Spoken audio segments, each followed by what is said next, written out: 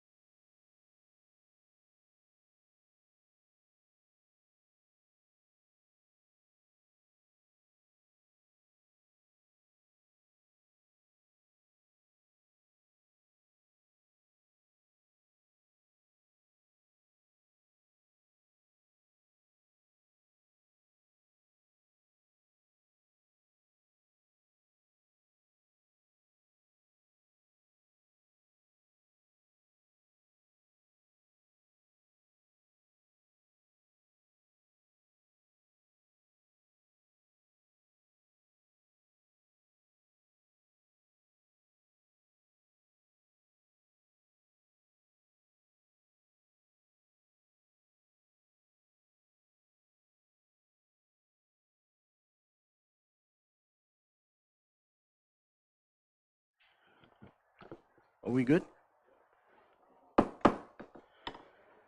Hello, everyone. I call this meeting to order at 6:31 p.m. Just before we begin, Councillor Scott sent his regrets. He's out of town. Mayor and Councillor Harper are running a few minutes late. They will join us as soon as they get here. Okay, land acknowledgement. As visitors on this land, the town of Bradford, West Gwillimbury acknowledges that the land on which we gather today is the traditional territory of the Anishinaabe Nation, which includes Ojibwe, Odawa, Potawatomi Nation, collectively known as the Three Fires Confederacy. We recognize that Huron-Wendat, Chippewa, and Haudenosaunee nations have walked on this territory over time. In time of great change, we recognize more than ever the importance of honoring the Indigenous history and culture, and are committed to moving forward in the spirit of reconciliation, respect, and good health with all First Nation, Métis, and Inuit people. Okay, colleagues, we're adoption of the agenda. Recommendation that the committee agenda dated May 27, 2025 be adopted as printed. Councillor Ferragini, Councillor Dehaney. All in favor? Okay, carried. Any declaration or pecuniary interest and the general nature? Okay. Any presentations and deputations? I know we have a presentation later on for one of the reports, but right now there's none. Any item for open forum? Anyone signed up, Madam Clerk? No, Chair. There's no participants for open forum this evening. Okay, thank you. Before I read the recommendation for adoption of the minutes, I also want to recognize Councillor Giordano is joining us virtually. Recommendation that the minutes of March 25th, 2025 meeting be adopted as printed. Moved by Councillor Verkuyk, second by Councillor Dykey. Any comments, any changes to the minutes? Okay, all in favor? Carried, thank you. All right, let's, there's no correspondence. Let's get into business. 8.1, 2025 Traffic Calming Program, TR 2025-19. I'll put the recommendation on the floor, and then we have a presentation from Paradigm Transportation Solution. Ms. Hector is here. That report TR 2025-19 titled 2025 Traffic Calming Program be received for information and that council provide direction on the implementation of traffic calming and vulnerable road user improvements as laid out in the 2025 traffic calming program report as prepared by Paradigm Transportation Solutions Limited, and that council directs staff to bring forth budget submissions for 2026 for implementation of 2025 traffic calming program. Moved by Councillor Giordano and second by Councillor Daiki. Okay, I'm going to turn the floor over to Mr. Dubniak and Ms. Hector. Please, you have a presentation, I believe. Yes, we do. Go ahead. Thank you. As you so graciously introduced, Heather Hector from Paradigm Transportation Solutions is here to provide the presentation on the 2025 traffic calming program. Thank you. You can switch to the next slide, please. So our agenda for the presentation, I'm going to do a little bit of the study overview. I'll talk about the engagement program, the plan development process. We'll get into the proposed traffic calming plans for each of the study areas, provide the community and stakeholder feedback from the second public meeting, and then finally the recommendations. Next slide, please.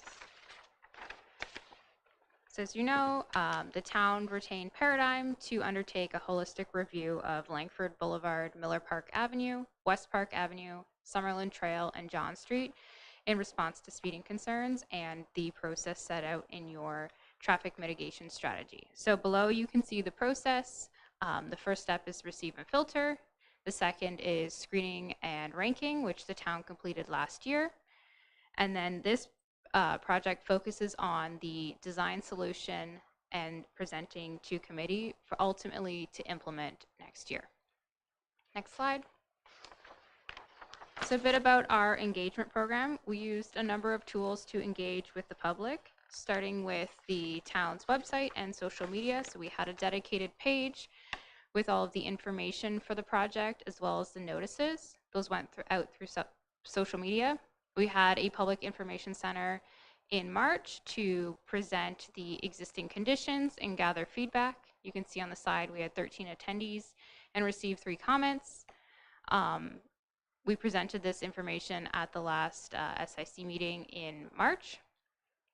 In late April, we held Public Information Center number 2, and the town hand-delivered notices to approximately 630 residences. We had 32 attendees and received 20 comments from the public. We also, at this time, circulated the proposed traffic calming plans with Bradford Fire, South Simcoe Police, and Simcoe EMS, and they all provided feedback as well. Next slide. So for the plan development process, we considered applicable traffic calming measures in areas with excessive speeding, which we defined as areas that the 85th percentile speed was above 10 kilometers over the posted for collector roads and 5 kilometers above the posted for local roads. We understand that the 85th percentile speeds throughout the entire sections, for the most part, were above the posted limits, but we really wanted to focus on the areas with excessive speeding and bring those down. We also looked at the locations with existing traffic calming measures. Were those measures helpful? Do they need to be reassessed? And then we looked at neighborhood entrances and throughout the study area to maintain those lower speeds. We also took a look at the proposed cycling routes in the Transportation Master Plan. The plan sets out a number of cycling routes, and we wanted to confirm the facilities set in the Transportation Master Plan made sense for data that was collected. And lastly, addressing some of the intersection concerns and mid-block pedestrian crossings. Next slide, please. In terms of traffic calming measures, we referenced the town's toolbox in the traffic mitigation strategy. So you can see on the right side of the screen all of the measures in the toolbox. We also added in a raised crosswalk as a potential measure to facilitate crossings. And then the measures were selected based on the traffic data that the town provided, the concerns we heard from residents during the first public meeting, discussions with town staff, and then the feasibility of implementing it at certain locations. Next slide. In terms of cycling routes, the Transportation Master Plan identifies a number of routes, specifically shared facilities on Langford, Miller Park, Summerlin, and then on John Street they recommended bike lanes. So just to check these, we referred to OTM Book 18, which is the guidance for cycling facilities in Ontario. And based on the speeds and the volumes on these roads, bicycle lanes were the preferred facility. When you look at bicycle lanes, you need to provide a minimum width of 1.5 meters. All of the roads had a cross section of 9 meters, so that looks like 1.5 meter bicycle lanes and 3 meter driving lanes. Just so you know, 3 meters is on the low end of a driving lane. Typically, you provide 3.25 to 3.5, but 3 meters is acceptable. Next slide. In terms of some of the intersection improvements, there are many comments about the roundabouts and drivers navigating through them. So we took a look at the required pavement markings, such as yield lines when you enter the intersection, edge lines, to help delineate. We also took a look at the need for pedestrian crossovers. So at a roundabout, this is considered an uncontrolled crossing. If the pedestrian crossing is not provided, vehicles need to slow down, but they don't actually have to provide pedestrians with the right-of-way. Best practice is to put in a pedestrian crossover, so vehicles shall stop and wait for pedestrians. We also took a look at landscaping within the roundabout, the central island, and the requirements. So within 2 meters from the roadway, the landscaping has to be limited in height to less than 0.6 meters to facilitate sight lines as you're circulating the roundabout. Next slide. So we'll get into the traffic calming plans for each study area. Some of the roads are broken up into two sections just for visibility on the slides. I'm not going to go through every single traffic calming measure, but I'll highlight some of the main ones. So for Langford Boulevard north of Holland, we recommend update our line painting and pedestrian crossovers at the roundabouts. There's several speed humps, 4 locations, as well as flexible bollards. Next slide. South of Holland Street, there were several intersections with very wide lanes. We wanted to narrow that down to help narrow the roadway to slow drivers, as well as facilitate pedestrian crossings. So at Mooney Street, Miller Park Avenue, and Rutherford Road, we recommended curb radius reductions and refreshing the crosswalk pavement markings. And again, speed humps and flexible bollards. Next slide. On Miller Park Avenue, west of West Park Avenue, a couple of the main features are the raised pedestrian crossing at Armstrong and Long Street, the reducing the radius at the Zayres Plaza entrance and trying to facilitate aligning the Zayres Plaza entrance with the cross street.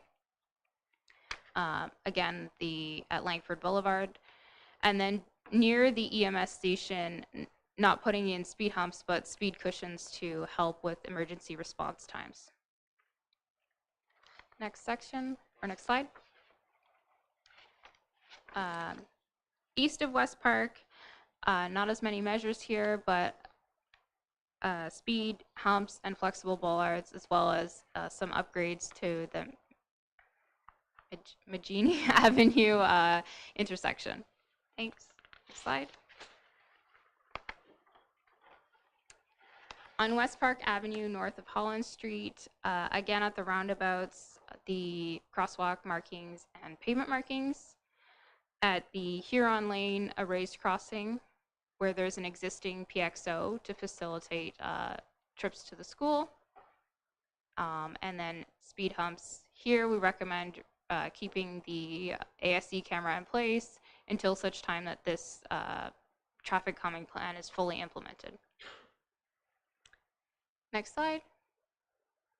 To the south of Holland, again, updates to the roundabouts, some line painting marking, pavement markings at line 6, which the town has already implemented.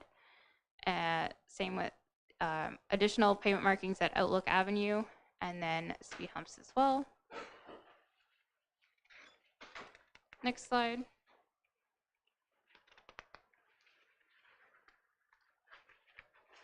One second, sorry.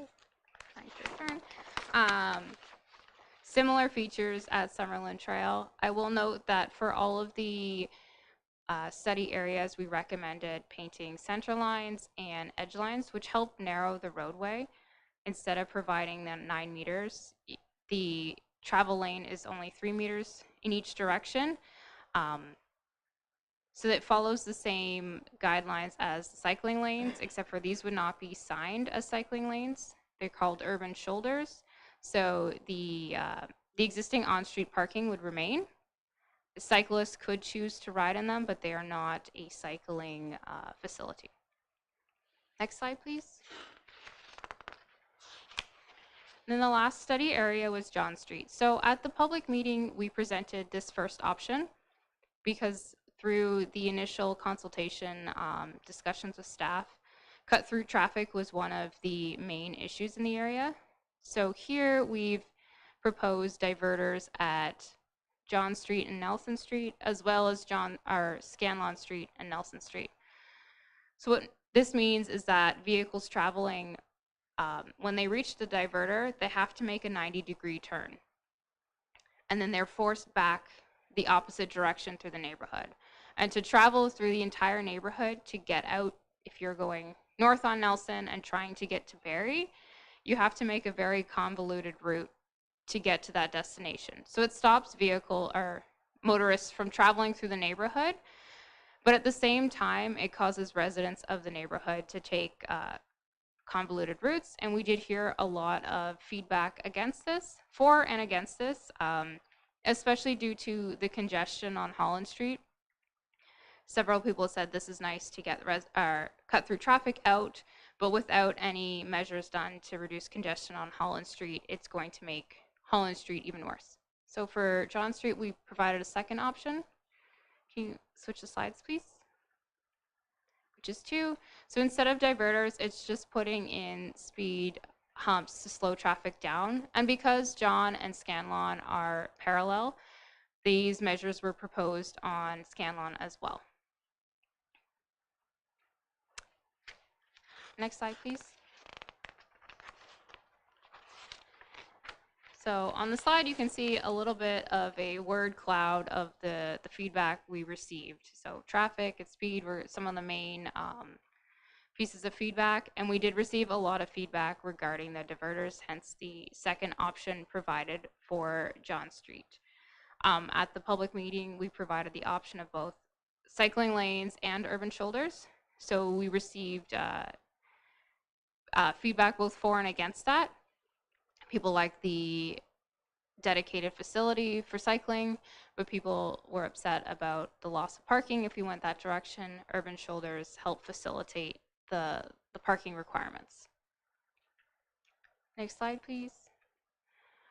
So as I mentioned, we circulated with stakeholders, and that feedback, they provided feedback via email.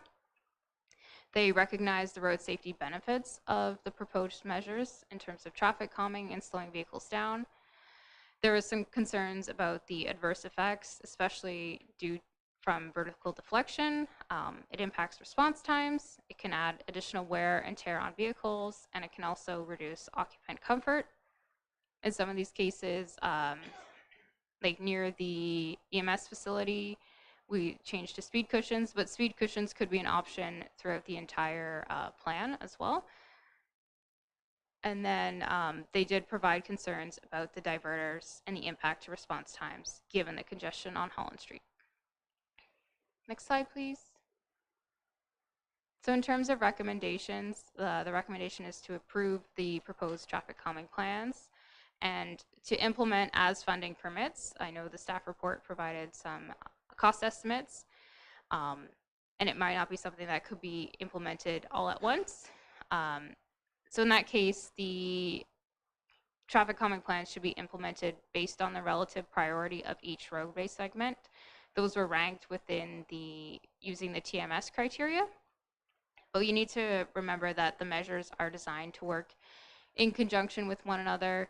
The plans can be less effective if not all elements are present or not all segments are completed. And then after implementation, continue to monitor the effectiveness of the plan and make minor refinements as needed. With that, if you have any questions. Thank you. I have Councillor Dyke first, and then Councillor Ferragini. Yeah, I thank you for your report. I know you guys spent a lot of hours working on it and gathering a lot of data. Just have a few points, and I'd like to ask for amendment to something be added to the motion. But starting off with, Paul, have you ever studied the impact of Marshview? We have a tremendous amount of traffic from Marshview going into Simcoe Road going to Luxury going up Maple Grove, and because that's a commuter area, you know, it's an older part of town. So I call this a mature end of town, but I feel that you guys did a great job by studying, you know, West Park and Summerlin, newer subdivisions, but we have. And I want to thank Councillor Joe for defending me or making a comment on Facebook, because I don't track Facebook on an hourly basis, and I don't have the time half the time. But anyways, I got criticized on Maple Grove for years. I've been asking for some kind of common measures to take place. It could be as simple as a flexible item, either east or west of Maple Grove, and we have just as much traffic. I know you guys have numbers, but there's a dangerous curve. That curve wouldn't be up to today's standards in the planning of subdivisions, and so I would ask some consideration be given for a flexible ballard at Valley View. Well, not just Valley View, but Maple Grove from Collins Avenue down on Maple Grove east-west area for a simple. Hopefully, you can find it in your budget. 2 flexible bollards to be installed. I support your request as this town grows. John Street, we've seen an accident on John Street and Berry Street yesterday. There's a tremendous amount of traffic downtown. Everybody rushes to get home. In the morning it's busy. At night, when everyone's coming home from work, is very busy area, and we have to do the best we can to protect our residents. But the only thing I was asking that you give some consideration to the mature end of town of Bradford to provide some flexible ballards. It's a simple thing, simple ask. It's only like $3,000. We spend money on other items, so I'm asking members of the council to consider or add it to the motion to help me support the area of town that is badly needed. We have safety zones, we have a school there, we have a WHD, we have Brébeuf, and I just feel that we need a little help there, a little push. That's all I'm asking. But thank you for your reports. You noted that, or do you want to respond now, or you got the notes? Okay, thank you. Thank you, Councillor Dyke. Councillor Ferragini. Thank you. Thank you very much for the presentation. Really appreciate it. This is kind of what we've been hoping from the TMS, to actually go through these projects to see how the roads work and have these whole pictures kind of produced of what the areas could look like and what we could do with them. What I'm hopeful of, I'm okay with the recommendations. What I'm hopeful of is the ASE is going to be providing the funding for this. That's basically why the ASE is put into play, and that's where the budget should be coming from. At the end of the day, you know, we can't keep going back to the taxpayer to continuously put in, especially when we're dealing with the way that this is all set up and how it's spread out. Some people will feel it's unfair that's not in their areas, just like as Councillor Dyke had mentioned. We're focusing on this area. I appreciate what Councillor Dyke brought up, but it's difficult when everybody else will want to throw in a road here or there just to put in whatever. That's why we've done this. We will see how this works. We can study it and then see where we can implement in other areas. So I'm in favor of that. I'm definitely in favor of option 2 for John Street, definitely not the diverter. That just could result in a ton of problems. I see a ton of problems with that. But everything else looks good. It's wound through the TMS. That's exactly what we set this system up for. That's exactly why Paradigm came forward and did these studies. And so I'm okay with what we've been putting forward. So that'll just come to budget, and then hopefully the funds will be there from the ASE, which is what they're meant for, and then we can move forward with this. Thank you. Thank you, Councillor. Councillor Harper? Thank you, Deputy Mayor. Thank you, Paradigm, for your presentation and doing the work on this, hosting the meetings. I know it's been really collaborative measure, talking with a lot of the stakeholders in regards to this. I'd like to talk a little bit more around the village, the area down by John Street, Berry Street, Scanlon. I agree that, you know, before I do divulge into that, actually, I agree with my colleague about the TMS that kind of indicates what we've set it up to be, and to see it actually approach holistic avenues, east, west, and north, south corridors like this, and give resolutions that go beyond some of what we've been struggling for on the one-offs here and there throughout the last term. I like that this is able to actually maybe open it up so that we can solve other problems holistically in the future. More like this, and the TMS kind of got put through its paces, so I'm happy to see some of these things.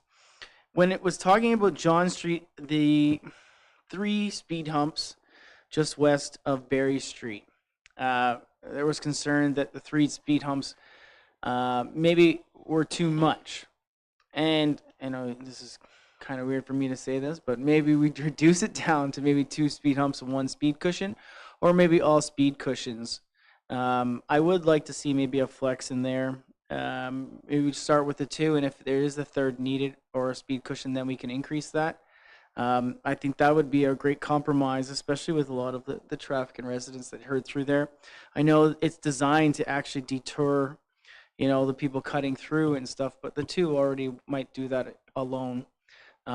Just a thought or just a suggestion out there in regards to compromising. I'm okay with people wanting to like get off Holland Street. We're about to reduce it down to 1 lane each way. And you know, that's why we've put the investment, a significant amount of investment into our arterial roads for this reason. So for them to be pushed off, I'm not really fussed about the diverter. I think you're right, Councilor Fergine, that it could cause more chaos than not. My concern is if we don't have the diverter, there's not enough mitigation or controlled mitigation at Berry Street and John Street. Even though we're just lining up the lines, I didn't see any mitigation there to control traffic always. And then that still wouldn't alleviate that problem in my opinion. So I'd like to see, if we don't do the diverter, then we have to basically either do a raised intersection at this area, or something to alleviate that, hey, this is a special intersection. I like the lines matching up, but it's either going to be the diverter in or the diverter out, and something has to happen at this intersection, because the big push is to try to get people stop clouding through here. And you're right. My colleague's right. Like, the inconvenience of the diverter might be too much. I don't know. At first onslaught, you're like, yes, let's do it. That's a great solve. But is there another way we can do it? I don't know. I think those are my points right there. I'll leave it at that. Thank you. Okay, thank you. Any comments back, or you're good? All right. Councilor Giordano. Awesome. Yeah, thanks again, everybody, for the work on this. It's there's 2 things. Question number 1 was, I remember when I brought this motion forward, we were talking about the holistic east-west, north-south kind of areas. And this was from our traffic and safety committee prior. So myself, Ferragini, Harper, and Dykey were kind of always looking at these areas time and time again. And I thought, well, instead of trying to ad hoc it, let's look at everything kind of like holistically, and that was the language I used.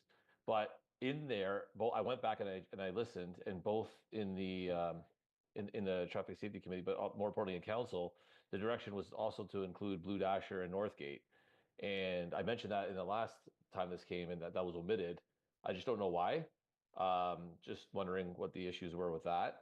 And then the one thing I do want to say, and I'm not going to echo what Councillor Ferragini or anybody else said, but I do feel great that the TMS worked, because I was worried that we saw these issues time and time again. We were trying to implement all of these by each individual identified area, and it's kind of annoying to try to play with chess pieces. So now that we have the TMS that comes back and it says, yeah, this is the holistic approach, it pretty much covers off almost all the areas that we were trying to fight to try to figure out what to do with. And it came back with a nice package, and it actually makes a lot of sense. It's what the residents are asking. It's what we were kind of talking about in our traffic and safety committee.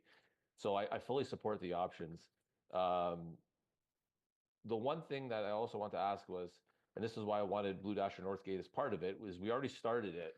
Paul, if you remember, we had a couple of speed humps that were put in when I first got onto council, both, and then the following year we got some more done on Northgate, and that was because of the high school and everything else. But there was supposed to be a raised crosswalk on the trail that was in addition to it was the missing. There's supposed to be 3 speed humps on Blue Dasher, and only 2 were put in, with the idea of putting a raised crosswalk there as a third option. Now, if the engineering doesn't work out for the raised crosswalk, and then with all the work that we're doing on the roundabout right at West Park and Blue Dasher, can a regular crosswalk be implemented in there? Because what's happening is there's cars, first of all, parking close to the trail, and every single child that goes to either the rec center or walks to and from school that cuts through the subdivision uses that trail to get to the next trail. And what ends up happening is that cars can't see, number one, because of a car may be parked close to that entrance, and number two, nobody stops. Like, one car may stop and another car doesn't realize that that's a crosswalk and may try to pass them. And I get a lot of complaints about that, and I keep telling them, patience, we're supposed to do a raised crosswalk. But I was hoping that would be the last piece of that kind of the puzzle to this whole area. So those are my 2 questions there. But overall, I love the recommendations. The John Street one as well. It's not my ward, but I do go through there often, whether it's to church or to some of the other areas, and I do see people cutting through.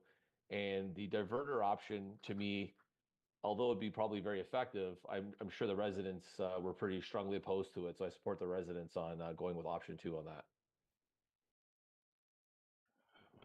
Okay, thank you. Would you like to answer the questions that Councilor Giordano asked, or you need time to get that information? Hopefully I can. So the 5 roadways were recommended to the committee and then ultimately approved by council at the November meeting last year, and then followed up at the December council meeting. That's why these 5 were studied individually. In terms of the crosswalk on Blue Dasher, Councilor Giordano, you're correct. The spacing of the initial speed humps were placed so that at a future time, if a raised crossing was approved, one could be installed. And that's where that process is currently sitting. Okay, thank you. Follow up, Councilor Giordano? Okay, Councilor Dehaney, then I'll come back to you, Councilor Leakey. Thank you, Deputy Sandu. Thank you so much, Paul, and your team for everything that you guys have done. As a mother, not only a counselor, a mother of 6 children, 4 younger children, who's always playing, and, of course, children, when they're walking, whatever they're doing, they're not mindful, right? It takes us as the adults to guide them, right? So to see these implementation as a mother, I feel it'll actually lighten my worry as a parent. It actually assure me that my community, my counselors, or definitely, and the staff, are definitely working in favor of our community. So I want to say thank you so much for your work, and it is not in vain, and we're looking forward for all these implementation. Building a better Bradford is definitely our advocacy for the people. So I want to thank you so much for your work, and I'm looking forward for this implementation. Thank you. Thank you, very good. Councilor Verkuyk, then I'll come to Councilor Leakey. You have to go to people that haven't spoken first. Yes, thank you very much for this report. It's very detailed and very comprehensive. No objections to it, except for when we look at it at budget time to make sure it's paid for responsibly. And on that note, just want to ensure that we don't forget about the rest of the town, especially the rural areas, that we provide funding for, even if it's just the basic, more radar signs out in the rural areas, because our traffic calming is limited what we can do on rural areas, but there still is concerns in the rural areas and in Bond Head. So, and I'm hoping to bring something forward on Bond Head, a couple things on community safety there. But yeah, we just need to make sure that we spend our dollars wisely. Well said, thank you. Councillor Daikey? Yes, Paul, if you can maybe respond to my questions about Marshview going into a subdivision, Simcoe Road and Luxury and Maple Grove, and I'd like to have your input on Maple Grove on the bollards. What's possible there? What's your opinion? What you know, like it's a small ask to ask for $3,000, and I just want to get your feedback on it, because the residents they came forward to the meeting and they spoke it, but they feel that they feel they didn't get heard. So that's why I'm gonna back down from it. So. Okay, I'm going to ask our CAO to comment. Thank you, Mr. Chair, and thanks for the question, Councillor Daikey. Obviously, this report and this work is focused on the 5 roads as set out in the presentation, and that's what's before committee tonight. If committee and ultimate council direct staff to review other areas, other roads, and we're certainly happy to do that. It'd be pretty difficult for Mr. Dubiak to provide an in-depth response to your questions tonight, though. I would suggest, if you're okay with it, that we leave it with staff and let them do some digging and then come back at maybe next meeting or meeting after, and then we take that as a separate. Thank you. Any other comments or questions? Okay, I just want to say thank you to both of you for this report, the presentation. It's an excellent report. Lots of work went into this. I'm looking forward to it, and Councillor Ferragini is right. When the budget time comes, that's when we're going to decide where the money is coming from to fund these, and that option that he mentioned, in my mind, is the right way to do it. So I look forward to that. If there's Councillor Harper. Thanks, Deputy Mayor. Just a point of clarification. Are we voting on this to implement it, or a vote on an option? I think it asks for that, doesn't it? I'll read the recommendation again. It's asking to direct staff to bring the budget submissions to implement this at the budget time. But I'm going to read it anyway. Okay, recommendation that report TR 2025-19 titled 2025 Traffic Calming Program be received for information, and that council provide direction on implementation of traffic calming and vulnerable road user improvements as laid out in the 2025 Traffic Calming Program report as prepared by Paradigm Transportation Solutions Limited, and that council direct staff to bring forth budget submissions for 2026 for implementation of the 2025 Traffic Calming Program. Can I have, did I have a mover and a seconder for this? Who were they, if you can just please? Yes, you had Councillor Giordano and Councillor Daikey. Great, thank you. Okay, all in favor? Okay, thank you. Thank you very much. Okay, moving on to 8.2, posted speed limit and intersection review.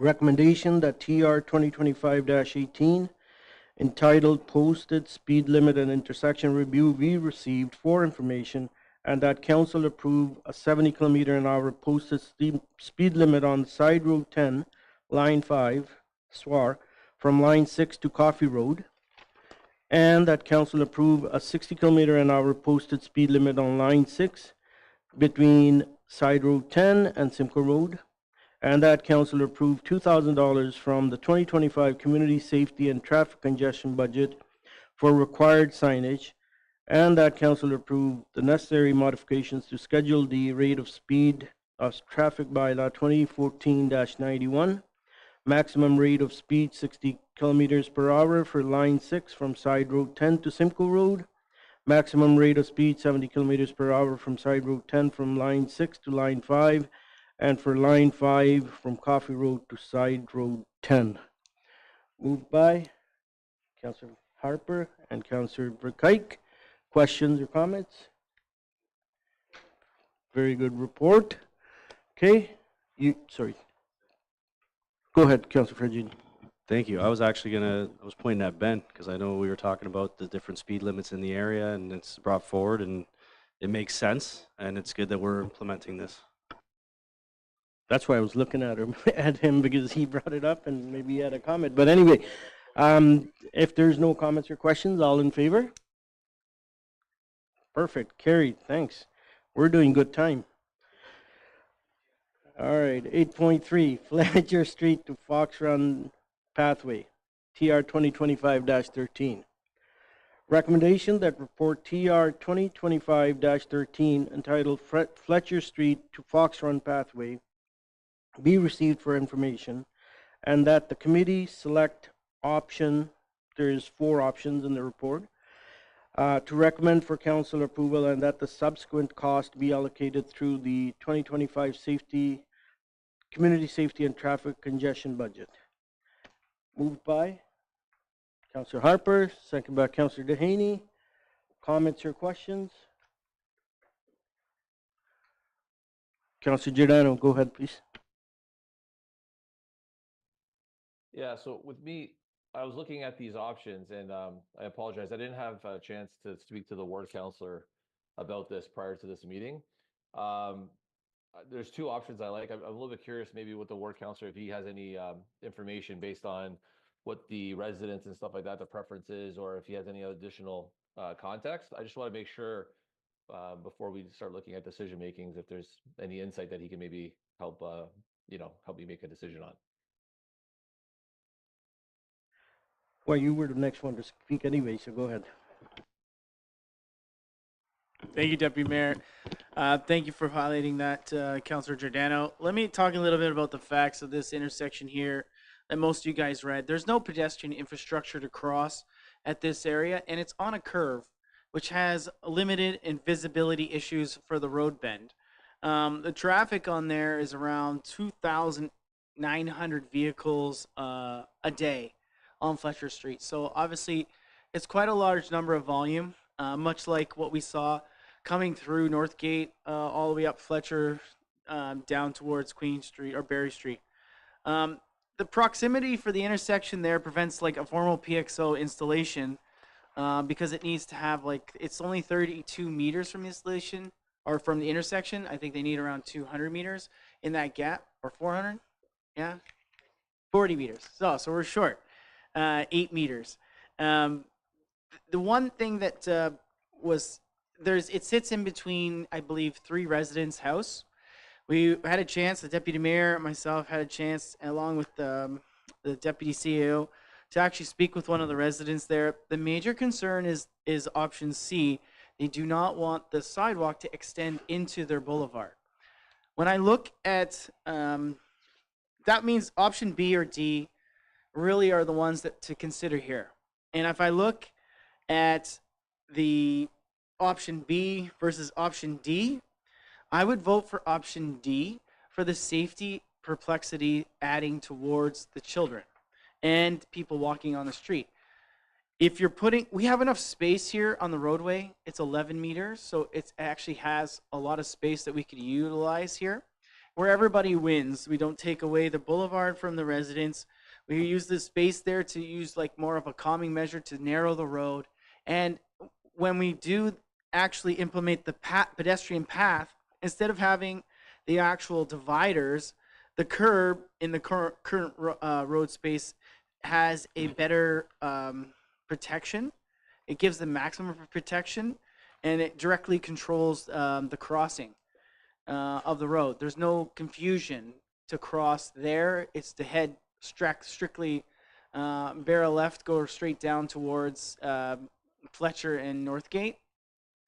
that intersection then can be utilized by the already existing crossing guard at that intersection. I chose D, and I'm looking at the price points for B versus D, and it's already going to be 25K, but it could be 15 to 25K, and there's going to be some engineering there. I'm not going to let engineering dictate, the proponent of maximum safety that we can provide. If we're going to do this, let's do it right. And hopefully that gives you some more clarity there, Councillor Giordano, and to my colleagues. So I would be recommending option D. Deputy Mayor?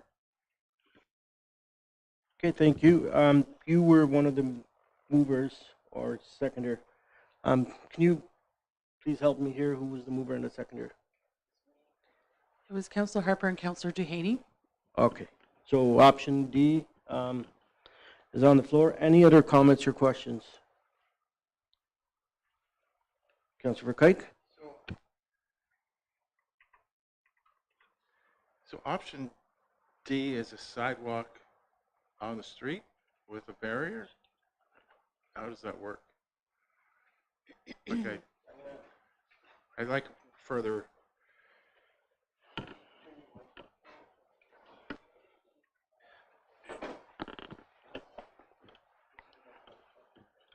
Yeah, option D is similar to option B, but would connect pathways using the intersection. But go ahead. It would be a full barrier curb, but the sidewalk would be curbside. There wouldn't be a grass boulevard in between, but it would be curb, sidewalk, and then the residence lawn.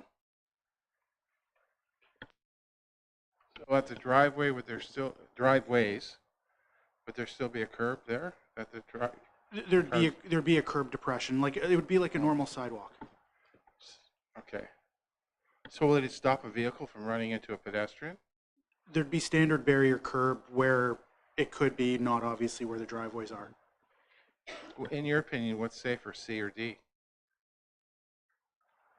C or D both have a protected curb. There's a barrier curb present for them, so they're equivalent.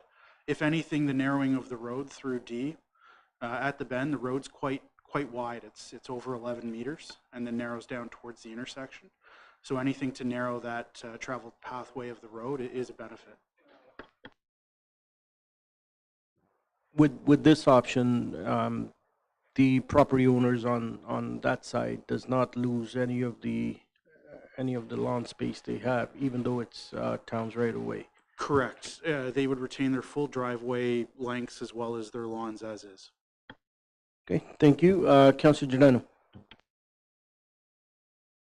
Yeah, thanks for all the feedback from everyone. Yeah, I was, when you have a sidewalk right next to a road, you always worry about the safety aspect. But then at the end of the day, a car can mount a curb, whether it's 3 feet back on a lawn or right against it. So I'm not worried about that, because at the end of the day, the sidewalk is there for people to walk on. If a car does anything silly and gets off the road, it doesn't, it's going to cause a problem regardless. But my concern is when it comes to do the plowing of that area, having not that little boulevard section, what would happen? So all that snow that would be ending up on that sidewalk is then get pushed onto the resident's property, right? That's how it would get cleared in order for people to continue to use that sidewalk. Because that option D is the one I like the best because it connects the trail, but I just want to make sure that that's the maintenance aspect that will be included in that, so then that way they won't have to walk on the road. Go ahead. Correct, Councillor Giordano. There would be required maintenance that's there, obviously, if you don't have the area of the roadway and the boulevard to be able to store snow. So similar to the downtown Bradford where snow is removed, to make sure that the pathways are passable, that will have to happen here. Okay, thank you. Councillor Virginie. Thank you. Councillor Giordano touched on it as well, and Councillor Verkuyk. When I was looking at the separation there for the protected pathways, based on all the examples we saw, I don't really look at them as extra protection, to be quite honest, because if somebody's going to speed around and they're going to just go over those anyways, I don't see that being a big safety part of it. It's unfortunate where the actual path ends up, and from my understanding, and Councillor Harper went through it as well, was the distance, so that it can't be a full PXO there. Can we not, like, even though it's slightly off, it's also by a school. And the option I was looking at actually wasn't any of these options. I was thinking this probably would have been one of the most perfect opportunities to actually install a raised crosswalk. Because here you would have, it'd be like a speed hump close by to the intersection right around a school area. So it really forces everybody to slow down in that area. So you'd have a speed hump. It would connect, a raised crosswalk. It would connect that path to the sidewalk on the other side. The residents wouldn't be upset because you have nothing cutting in front of their property. You don't have a raised curb area. That's kind of the way that I looked at it. I mean, sight lines are a major issue there if it is a crossway, because where that path ends right there, that just seemed like the most logical thing for me. It's purely through the OTM recommendations in terms of a pedestrian crossing treatment and the distance that vehicles need to be aware of where it is. Ultimately, council can do whatever you may wish. There are concerns that as much as it's on a curve, it's not a straight crosswalk either. It actually bends towards the school. So it's really not an ideal location, an ideal direction. There's a multitude of issues that arise from it. Okay, thank you, Paul. And I understand that with the OTM, like, we obviously try to stay on the guidelines as much as possible. We have veered away from that before in certain instances, so we can actually change that. In regards to the way that the crosswalk is set off, that's veering towards the school is only if you actually follow exactly the way the sidewalk is set out right now. If we chose to actually change the raised path so it was more perpendicular with the road, then you can have it bend the other way, really, to connect to the sidewalk. We are somewhat limited due to there is a tree that's planted in front of the resident's property. It also leads right in front of the resident's window that's there as well for their driveway or for their living room, which is something that we heard back when we'd gone out to speak with the residents on the north side.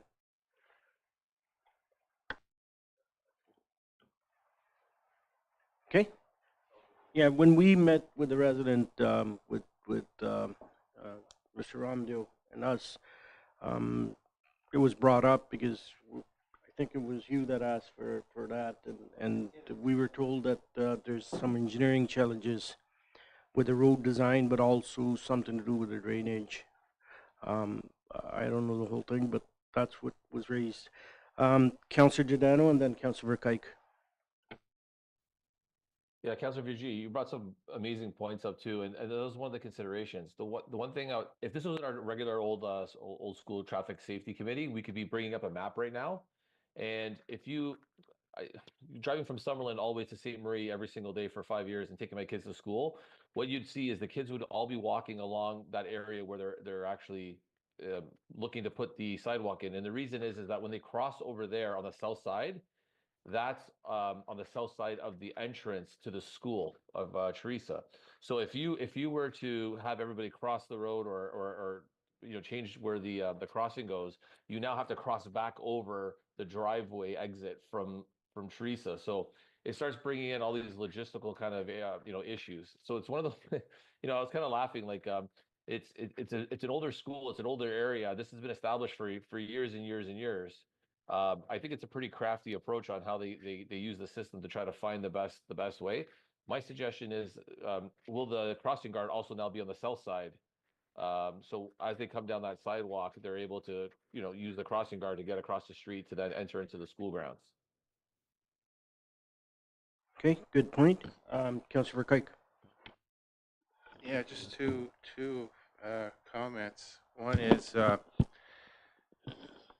think Joseph, Councillor Giordano just brought that up. If they have that new sidewalk on Fletcher to Northgate, there'll have to be another pedestrian crossing, either across Fletcher or across Northgate, to still get to the school. You still have to cross the street twice no matter what you do, when you get to the actual intersection by the school, you'll have to cross 2 streets to get to the school still.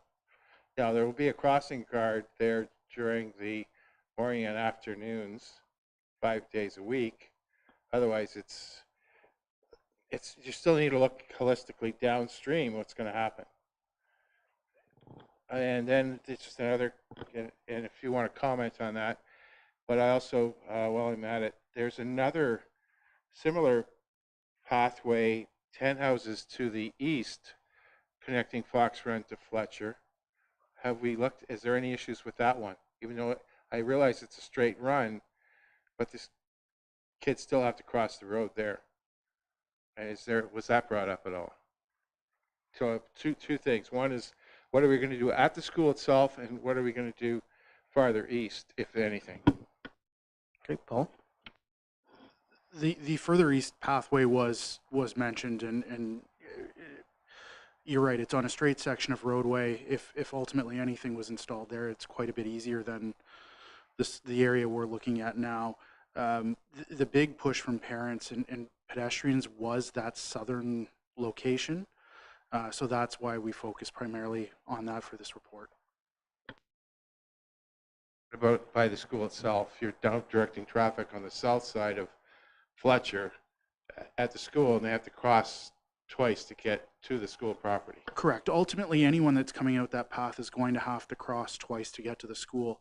The thought process was, is if we did have the sidewalk on that south side that leads them to the intersection, they then have the crossing guard in addition to being able to cross at an always stop controlled intersection. Okay, thank you. Councillor Harper.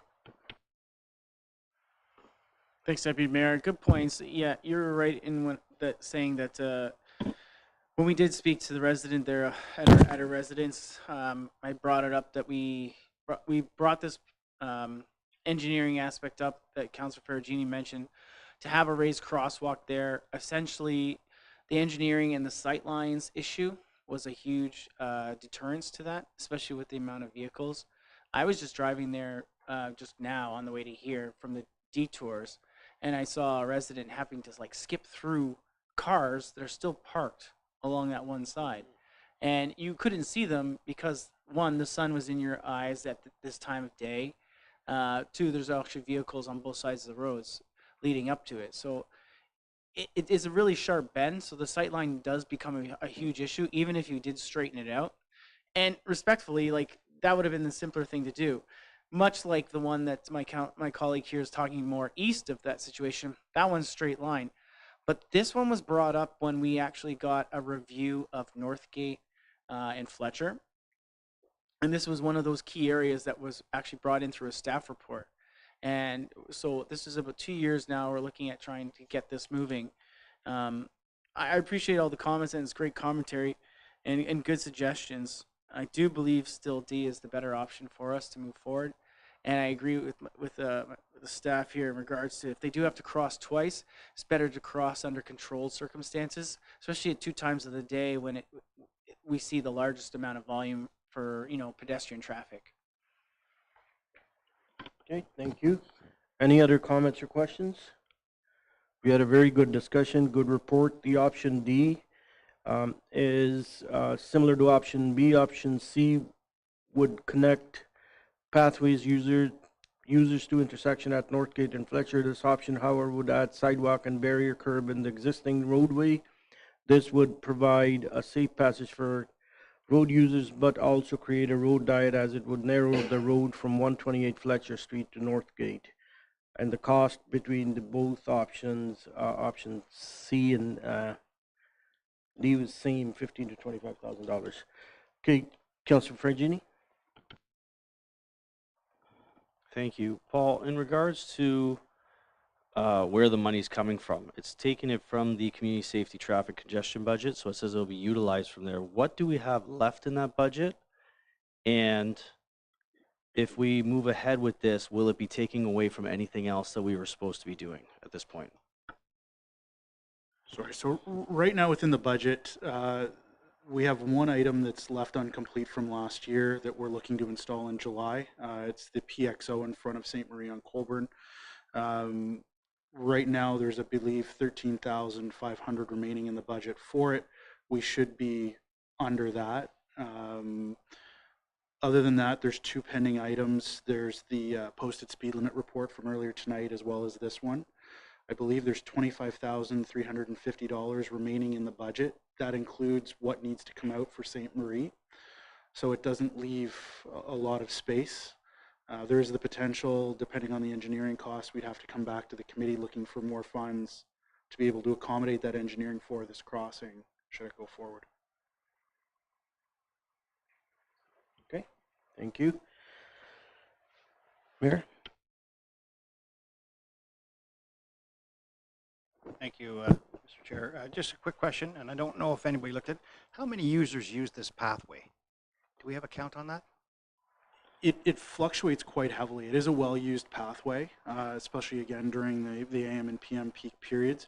There's normally anywhere between 60 to 110 pedestrians that will cross during any given day. There's quite a few dog walkers that travel through while meeting with crossing guards. It's been a nice meeting spot for our furry friends. Okay, no, that solves my question because I didn't realize it was that used. If it's that, I was thinking of potentially closing it, but obviously if it's that used, I support option D. I think is the best one. Okay, all in favor of option D? Any opposed? None? Carried, thank you. Yeah, we have a mover and second. Okay, thank you. Now, 8.4, signage, seniors safety zone, drive slowly. I think it was brought up by Councillor Giordano. Which staff member has taken this, or? It, yeah, the report just showed the sign. So, Paul, do you want to come up? Because it was just a picture of the sign.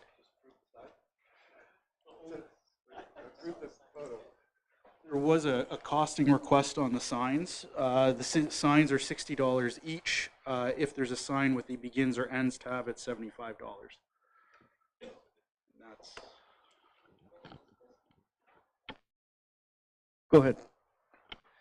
I just saw the sign actually on, I think it was Mount Albert Side Road by Leslie Street. There's a new Sharon retirement home there, and they just have a new sign, this exact sign that says there. Do we have any of these designated areas that we would use to sign though?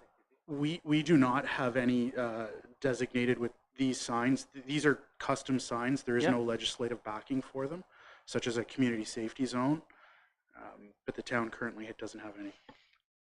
May I put this to the chair? Would it be a recommendation that we get our staff report to see if we would need these things before we would even purchase the signs?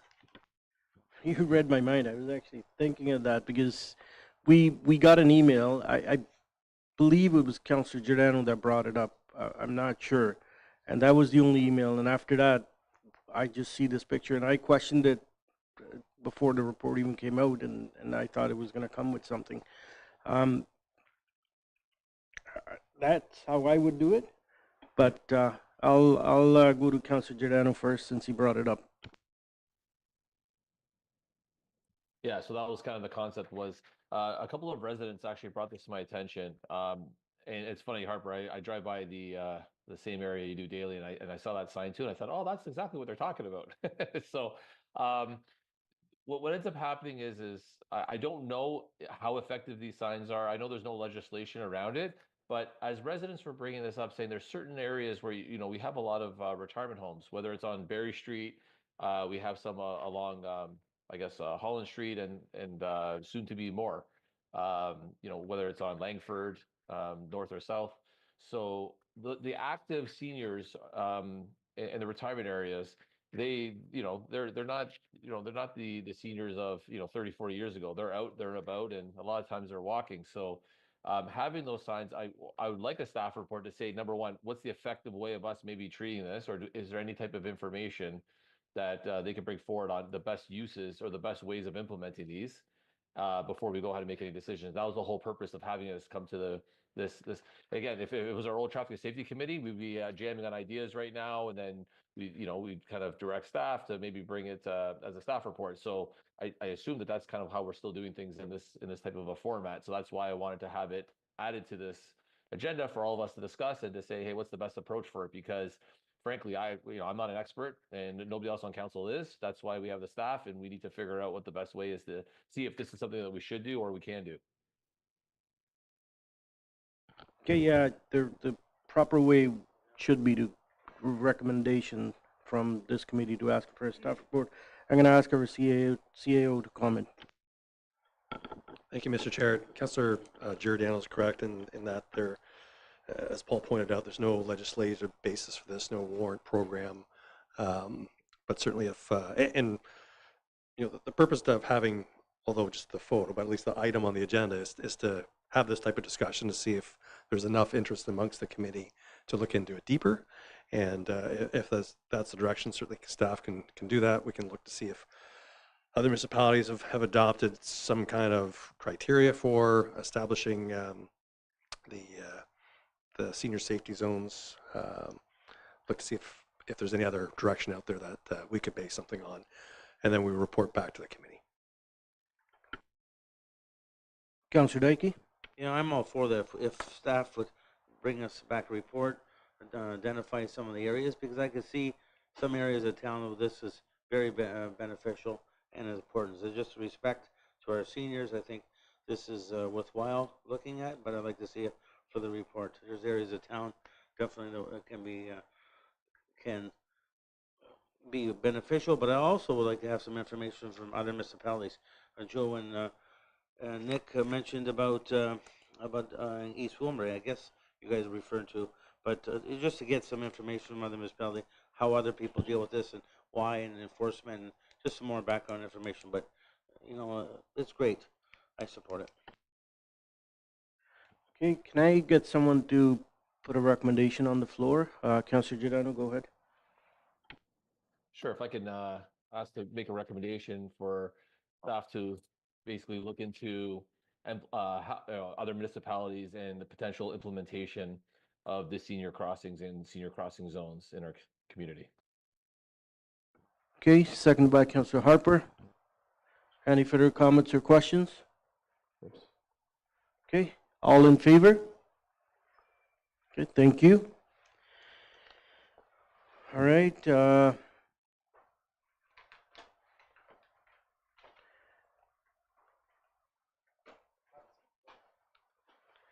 The new business, next meeting is August 26th. Okay, no, there's no June meeting right now unless something urgent comes up, then we'll decide. Right now there's no June meeting. And as you know, in July we are on recess, if you want to call it.